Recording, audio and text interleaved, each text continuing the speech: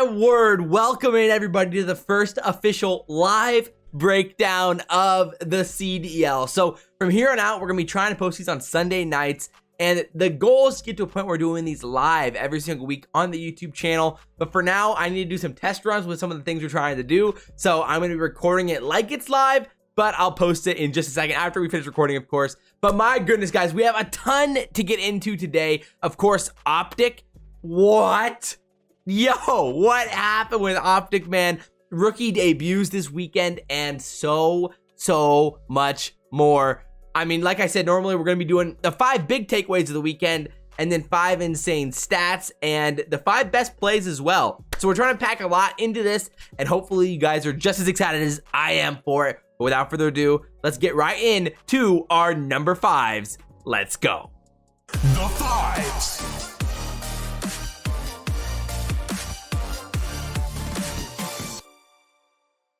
Alrighty, let's talk the LA Thieves. We gotta cover them first before we get to any of the other juicy, crazy things that happened this weekend with so many other teams. But the LA Thieves, you know, with Venom's debut this weekend, they struggled, man. 3-1 by London in the first match of the weekend for them. There was a huge comeback that LA Thieves made on that checkmate hardpoint, like you guys are seeing here.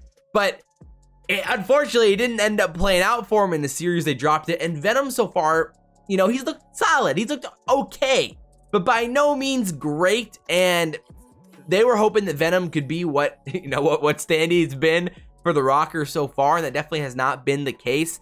I still think we can get more from Venom than what we've seen so far. But at this point, LA Thieves has some problems, some legit problems. And the question is this going to improve with Venom in the lineup? Of course, you know, like I said, we saw what the Rokkr were able to do basically on the exact same amount of practice that the LA Thieves had. You know, of course, you know, the Thieves had to end up playing against Faze, which definitely plays against their, you know, to against their advantage, or how, you know, whatever, you know what I mean there. Definitely to their disadvantage to play against Faze. But at the same time, the Rokkr, you know, they were playing OpTic and they were playing Dallas, and again, like I said, a 3-1 against London and a 3-1 against, and a 3-0 against Faze, a hot 3-0 against Faze. Of course, one of the fastest series you're gonna see with how badly Faze wiped the floor with London in that series, and it was just ugly overall. I'm definitely a little bit worried as a whole for this team and how they could play out. The S&D versus London was really ugly, and they just didn't show much at all. They have a long ways to go right now before I think they're going to be competitive, and it's going to be a long trek for them. I think last year, just like last year, you know how with LA OpTic, they struggled throughout most of the year until the end of the year, until champs really. Of course, that also correlated with them moving to Texas and on LAN, but right now there's a lot more to it than that. I mean, just insane that the 3-0 versus LA Thieves was, in the control specifically, was the fastest control 3-0 in the history of control, including Black Ops 4. And like Paul X went 16-3 inside of that series. And again, as for London, very interesting as well with how they played. They played great in that series, but you know, LA Thieves still has a long ways to go before you're seeing the assassination right there. It's tough stuff, man, for London, and they've got, or for LA Thieves, and they've got a long ways to go before they're truly going to be competitive. And that's just kind of how it is for now. Tough stuff for LA Thieves. I do think that within the next 2 months or so with this roster specifically, they could still be like you know, they could be a top 6 team again. But for now, you've got to think that they're in that bottom 4 tier and maybe in the bottom 2 right now. They just are not playing good COD at all. But with that said, I think we can head to our 5th best play of the weekend. And this comes from the Rokkr in the S&D accuracy, going for the ace. Let's check it out. Let's go. As soon as they back up, basically the hit comes in and he gets caught. See what they can do here offensively. Accuracy closed out the last round. He opens with the first blood in this one. Duke just able to dodge the nade. Now he wants to take the fight. Standy, nice little shoulder there. Gets the information, gets out, and the trophy just gobbling up all of the tacticals. On offense, they've really been focused on mid control. But that time they do get first blooded accuracy here. He spots a few. He needs to play his life. The pressure is coming in. Book on one side, Crim on the other. They're trying to isolate him. That is a huge kill by accuracy, and he lines up this second. The finesse on accuracy. Give it to him. Here's Give the him last the one. ace. There it is, the ace for accuracy, as he chops down the entire Empire side. Those are some nasty plays from accuracy, dude. Those are legit nasty plays from him. Things you love to see from the man. I mean, the Rokkr, of course, inside of S&D, they played great. We'll talk more about them very soon. And accuracy showing off inside of Moscow. Things you love to see. Let's head into our number 4s. Let's go. The 4s. Okay, we've got to talk about the New York Subliners. They're looking great, man. And as many know, I was a little bit of a doubter of New York after the last, home series or the last major as a whole. I wasn't convinced that they were this top 3, top 4 team. I thought they were definitely top 6, but I wasn't sure if they could really compete with the top, 2, 3, 4 teams in the league consistently. And they've looked very, very good. And not only that, but at the same time, we've seen OpTic and the Empire lose now. And so with New York sitting there, with them playing very, very well here, let's go to some gameplay. There you go. Against London and against LAG with 3-1s in both of those series. They really looked fantastic. And in the S&D against London, they had to make a 5-1 comeback, which was pretty insane. And overall, just looked fantastic. And Clayster played great, man. You got to give him the credit there at the same time. And I think overall, every time I watch New York, I'm just really impressed by how they play as a squad. It's always a team effort. Rarely is it one guy just going off and making these crazy 2 pieces or 3 pieces or whatever it is. It's really a collaborative, trading kills, playing for spawns more effectively than the other team type of effort inside the respawns. And in the S&D, man, I love how they take it round by round. And their adjustments mid-game are awesome inside of S&D. I think you got to give credit there to Clay and the play calling on that team as a whole and how they make that happen. And you can definitely tell that they're prepared inside of their S&Ds to make those types of plays. And it definitely comes out there. And overall, you've got to feel pretty dang good about New York moving forward. They're now 3rd in the CDL points as a whole with 110, 20 ahead of OpTic now, who's in 4th. And overall, this team is definitely a competitor. Right now, obviously, the question mark is, can you actually touch Faze? And I don't know if any team really can right now, and especially in in a long-term series, like in a best of 9 instead of a grand finals of one of the majors. But at the same time, New York is looking fantastic, man. And you've got to feel good about that. Obviously, our stat of this time around is that the Atlanta Faze, this is insane, have won 71.21% in S&Ds on offense, which is just absolutely insane. The league average is 44.24%, and no other team has over a 50% offensive round win advantage. Like, what? That is insane. And Atlanta Faze is just kind of unfair right now. And New York's up there. They're very, very good for sure inside those stat categories, but, nowhere near what Atlanta Faze is doing. Let's head into our 4th best play of the weekend, which is a really nice 3-piece from Gunless inside of Control to clutch it up on an offense in an important round. Let's check it out. And now they're coming through. Oh, straight on a lay point we go. Looney's going to get the cap. Here comes the nades. Here comes the contest up over the top. But Gunless! Oh, boy! He lands all 3 of them. Gunless! It's the same old story as he keeps finding these kills. And Seattle have just exploded all over the A zone. With those kills, the multi-kills land. And now the point, there's 3 of them stacking up, sharing war stories. And my God, what a round. Nasty plays there. Oh my goodness, yo, Gunless going huge for the squad, and they just looked awesome, man. And we'll talk a little bit about Seattle at the end of the video, because we got to talk about them in a little bit, because there is some craziness going on there inside Group B, which is kind of what we're talking about here today. So inside the gameplays here, let's talk about our 3rd takeaway, which is Group B is crazy. Power rankings are screwed. And Dallas, I don't know, man. Dallas is a really, really tough team to gauge right now. They're not, anywhere where we think this team should be. I mean, inside the records, inside of Group B right now, Dallas is 2-1. Seattle, 2-1. Florida, 2-1. The Rokkr 2-2, looking incredible after the roster change. OpTic 1-2, and the Legion are 1-3. So it's an absolute mosh pit, just a death-bringing hellhole for all these teams inside of Group B right now. And there is so much to talk about inside of just Group B alone, let alone the other teams inside of Group A. But Dallas specifically, it is hard to figure out where they're at. They beat Paris 3-1, and when you watch that game though, I just did not feel impressed. It was good to see it. It was good to see Illy playing better inside the respawns, and he definitely had a very good series. But as a whole, like, you watch like those S&Ds and how they played as a whole, and you're just like, I don't know if Dallas is playing that great of Call of Duty. And you're just kind of like, you know, with some of the spawns there on Garrison, you're like, I don't know, man. Wasn't ideal. And then they played the Express S&D, and that was really ugly for Dallas.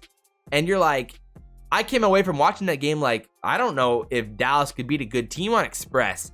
But, you know, they end up playing Express against Minnesota, and they take them to around 11, or around, I'm sorry, around, what round that go to? It went to round, oh no, it did not go to round 11.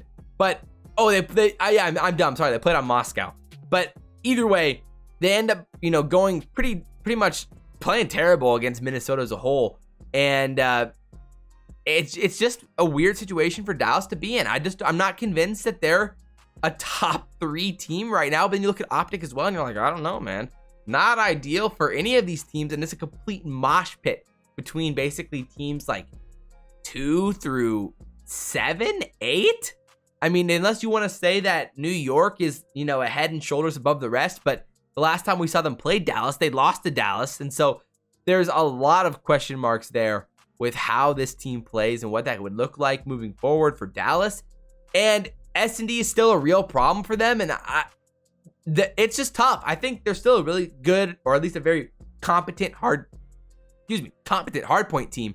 But the question mark is, you know, where are they at with the rest of the squad, and how is this going to play out in the long term? I'm still really confident about Dallas, like when you look towards like champs or the end of the year, what this could look like for them. But in the short term, there are some legit question marks, and I think people should have some like worries and be skeptical of this team as a whole moving forward. And that's what you got to look out for if you're a Dallas fan in the next, you know, few weeks heading into this major. It's going to be crazy. So with that said, our crazy stat of this, now of number 3, is that the Empire were 30-19 in Modern Warfare in Search and Destroy. They've already lost 11 S&Ds this year, and we're not even close to halfway through the year yet. So that is crazy. They're only 8 S&D losses away from how many they lost all of last season. Obviously, teams are playing a little bit more COD this year, technically, but it kind of just depends on how much COD you're playing. Of course, they did play a series against Atlanta in the grand finals and everything else. But either way, they definitely have not been a good S&D team so far versus how good of an S&D team they were last year. And maybe that correlates with Clay leaving. Maybe that correlates with just playing on a new type of game with Shotzzy and Illy not fully comfortable with 4v4 yet in the new era of Call of Duty or whatever it is. There's a lot of different ways that could go. And in my opinion, inside of S&D, they're still just lacking patience as a whole. And there's moments where you don't feel like they're playing well together at all as a team. And the trades just aren't coming through, and you're like, what was that push? What was that setup? And those are just big time question marks for Dallas as a whole heading in to this next weekend. So with that said, let's go into our third play, a Dallas theme again here. Let's watch Shotzi's 3-piece, an insane play here in S&D on Express. Let's check it out. Let's go. Yeah, right back to it. Here comes the hit. Can Attach be the hero yet again? Or who's going to get this first blood? Nope, they were ready for Attach this time. And Shotzzy putting them on skates. 2 more for Shotzzy. Oh, 3 in baby. the round. 5 in a row with Shotzzy. Oh Lights my up Express. goodness. The shake and bake. What in the world? Insane plays from Shotzzy right there. I mean, that is incredibly impressive. And like the movement we always talk about with Shotzzy is the movement and how he plays and what that looks like. And it was legitly there right there. I mean, that was insanely impressive as a whole. And things you absolutely love to see as a Dallas fan. But with that said, I think we can head in to our number 2s. Let's get into it. Let's go. The twos. Alrighty, inside of the twos now. Bro, we got to talk about Standy and the Minnesota Rokkr, man. What a freaking turnaround. This is insane. Insane, man. Standy in the squad, bringing him in, of course, dropping Major Maniac, and people were like, what's going to happen? How's it going to play out? What's this going to look like with the young gun in here? And, you know, I will say, I was pretty hyped about Standy heading into this weekend. I talked about on the podcast where I was like, yo, I really, really think Standy's the real deal, and he's going to be nice with it. Did I expect that this was going to happen? Of course not, because they beat OpTic 3-0 in an insane series. Unbelievable. And Standy played incredible in that series all the way through. Then you head into the Dallas series, and, you know, Standy didn't play as great as before, but he had an insane play, which we'll talk about here in a second. And he made he's just an incredibly reliable player. And it feels like all of this Rokkr squad it just fell right into place for him. Priestahh played great all the way through both of these matches against fantastic competition and literally insane. I mean, like we saw, accuracy was making big time plays, attachment big time plays. All of them made big time plays this weekend in their wins against OpTic and Dallas. And I mean, if you're the CDL, you gotta be a little bit worried about the Rokkr being legit now, because after originally the crazy stat is that they came into this weekend, you know, being 3-0'd twice, and that's why they dropped Major Maniac, and then they bring in Standy, and then they 3-0 OpTic and beat Empire 3-2? Huh? What? And man, in situations like this, it's just crazy how the challenger scene and making those roster changes feels like a get out of jail free card, like a free improvement, like a magic wand to make your team better.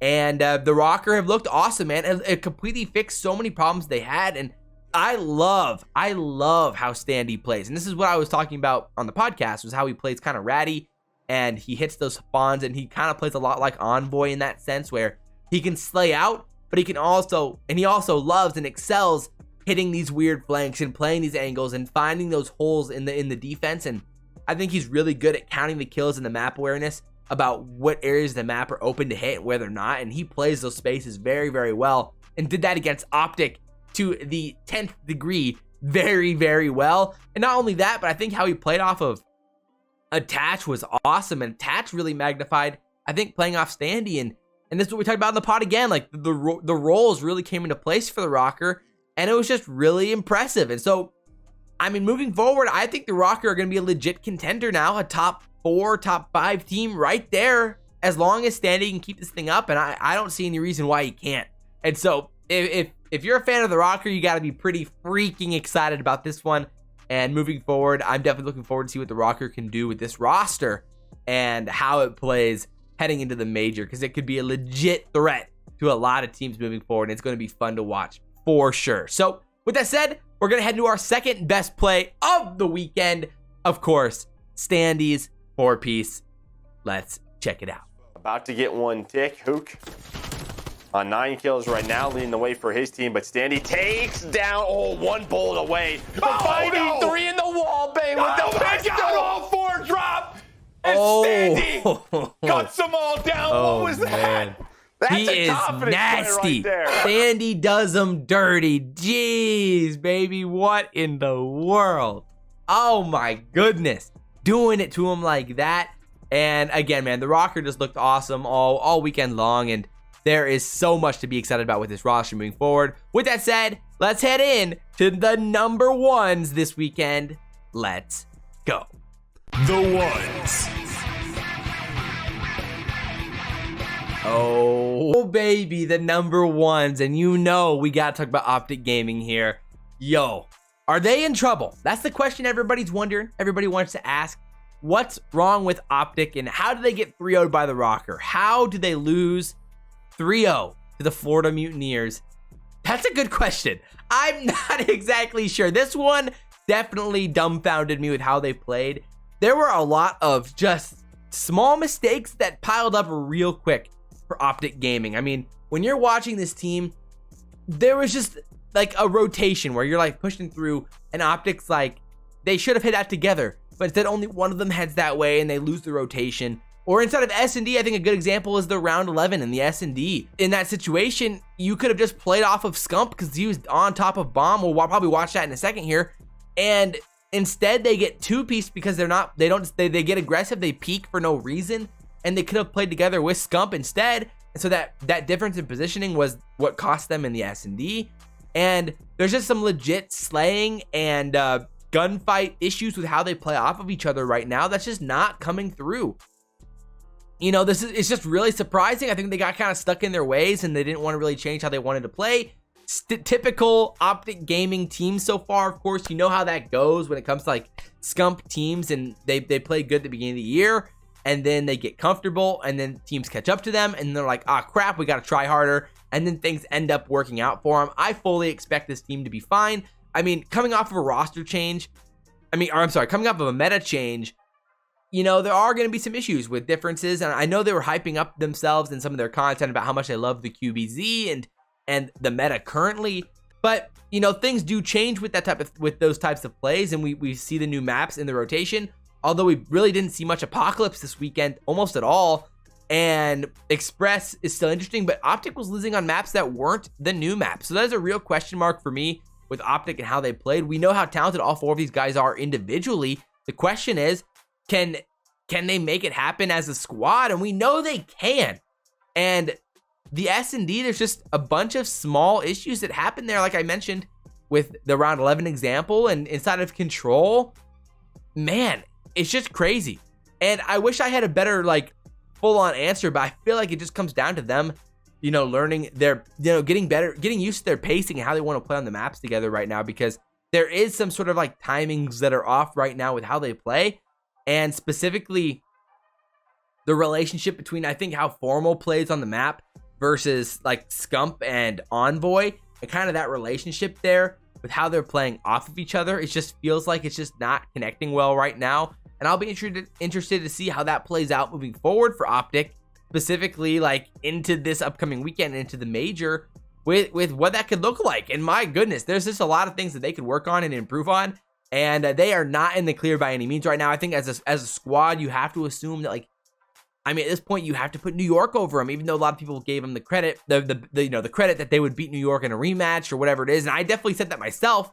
And it looks like it's coming back to bite me now. And it's tough. It definitely is tough.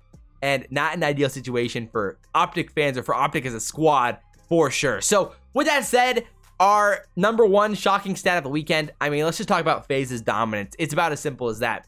They're basically number one in every single category that comes to like search and destroy, or comes to basically any legit S&D stat. Offensive round win, defensive round wins, overall team KD, whatever it is. They're 11-0 as a whole in the CWL, or I'm in the CDL, my bad, boys. The CDL, and they have a 35-9 map win percentage, 79.5% win percentage. That's insane. They are dominant, 11-0 map count. Obviously, like we said last week, now they're already breaking their own record for most consecutive wins. And Faze is crazy good at Call of Duty. That's obvious, and nothing shocking there. But here's our final insane play of the weekend, the best play of the weekend. I mean, come on, man. It's the Mutineers 2v3 versus in round 11 versus OpTic. Let's check it out. I know OpTic fans, look away. You're scared. Let's check it out. Let's go. And they find the opening pick. Scump just lying in wait, ready to pounce. You got Neptune right on the other side of him. Formal in the back, though. A kill for either side. Slack able to get away, but Scump does pounce, and Neptune will drop advantage now. OpTic Chicago. Nice beams there from Skies. Brings us to a 2v2, and the beams continue as Envoy gets ripped. Final player drops, and Mutineers go up 2-0. My goodness, the plays from Skies there are insane, man. And like I was saying, bro, Scump is on the bomb. What are Dashy and Envoy doing? You don't need to peek that. Come on, man. What are you doing? Play with Scump and just watch the bomb down. Oh my gosh, yo, I would be so tilted if I was an OpTic fan, but you know, it is what it is. That's tough for the OpTic boys, man. And I am very much looking forward to see what happens this upcoming weekend. I hope you guys enjoyed this video. If you guys did, drop all your comments down below. I want to hear what you guys have to say about this, the new format for the show. Obviously, there were definitely some hitches and not an ideal total thing with working out how the gameplay works and everything else. Hopefully looked okay and nothing too crazy there. Overall, drop all your comments down below about OpTic, about the rookie debuts. I want to hear what you guys have to say about Seattle. Are they legit? Are they the real deal? We're going to talk a lot more about Seattle on the podcast. I really, really liked what I saw from Seattle as a whole. And we didn't even have a chance to really hit on a lot of the other teams like LAG. Is there a roster change incoming for LAG? We're going to talk about that on the podcast probably on Tuesday. And tomorrow I'll be doing some sort of like power rankings or top 15 players in the league video, something like that. Haven't officially decided yet, and a lot more. So I hope you guys enjoyed this video. If you guys did, like, comment, subscribe, share the video if you guys really enjoyed it. But as always, guys, I'm your voice of Elite, and guys, we will see you next time. I'm out.